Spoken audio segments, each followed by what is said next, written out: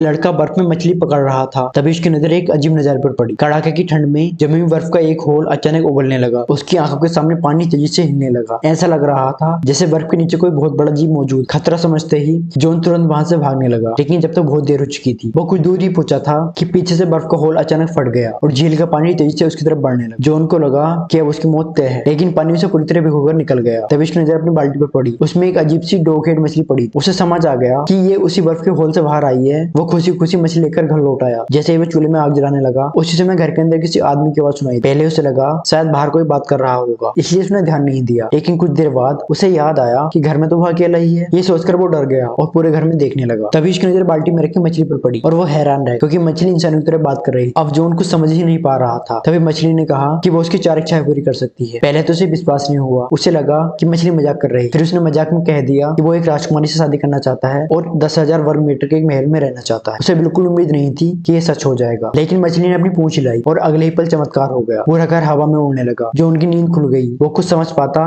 उससे पहले उसका बिस्तर एक रॉकेट में बदल गया और बहुत तेज रफ्तार से आगे बढ़ने लगा। वो बर्फ के ऊपर काफी दूर तक फिसलता रहा और आखिरकार एक खुली जगह पर जाकर रुक गया। अब इससे आगे क्या होगा ये जानने के लिए मूवी देखनी पड़ेगी। इस मूवी का नाम है the beast of the fairy fish, जो कि 2023 में रिलीज हुई। बात करें इसकी IMDb रेटिंग की, 6.2 आउट ऑफ 10।